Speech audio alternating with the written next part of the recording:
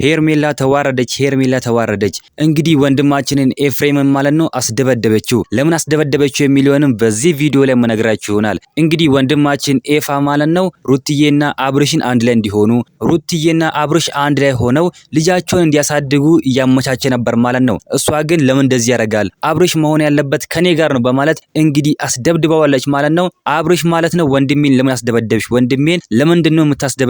በማለት ሶፊ ለፊት ሩትዬ ፊት ለፊት ጋሽዬ ፊት ለፊት ማለት ነው አዋረዳት ማለት ነው። እኔ በቃ አንቺን አልፈልግም፣ አንቺ አስጠንቁለሽብኝ ነው፣ ጠንቋይ አንቺ ነሽ፣ ሄርሜላ ጠንቋይ ናት ሲልም ተናግሯል ማለት ነው። እውነትም ጠንቋይ ናት ሄርሜላ። በጣም የሚደብር ነገር ነው እንግዲህ የምታደርገው ሄርሜላ። እንግዲህ ሁሌም ውርደት መከናነም ነው ስራዋ። አሁንም ትዋረድ፣ እግዚአብሔር አሁንም ያዋርዳት ሄርሜላን። ምንም የምጠቅም ነገር አይደለችም፣ ምንም አትጠቅምም ሄርሜላ። እውነት ለመናገር ከሆነ ምንም የሚጠቅም ነገር እያደረገች አይደለም። ጋሽዬ ማለት ነው አንቺ ውርደታም፣ አንቺ ወራዳ ብሎ ሰድበዋታል። በጣም ደስ የሚል ነገር ነው። እንግዲህ ጋሽዬ አይናገሩም፣ ከተናገሩ በቃ ከባባድ ቃላትን ነው የሚናገሩት ማለት ነው። ስለዚህ ሄርሜላ ተዋርዳለች። ሁሌም መዋረድ፣ አሁንም ያዋርደሽ መድኃኒዓለም። ወንድማችንን ኤፍሬምን አስደብድዋለች ማለት ነው። እሱም እኮ መደብደብ ይችል ነበር ቢደበድበው ሰውየውን። እንግዲህ ወንድማችን ያው ብዙም አልተጎዳም፣ ነገር ግን ትንሽ ተደብድቧል። እናንተ ምን ትላላችሁ? ሀሳብ አስተያየታችሁን ኮሜንት ላይ ማስቀመጥ እንዳረሱ፣ ቪዲዮን ላይክ፣ ቻናሉ ሰብስክራይብ ማድረግ እንዳረሱ። የታላችሁ የሩትዬ ደጋፊዎች፣ የታላችሁ የአብርሽ ደጋፊዎች፣ በሌላ ቪዲዮ እስከምንገናኝ በያላችሁበት የዓለም ዳርቻ ሰላማችሁ ብዝት ይበልልኝ።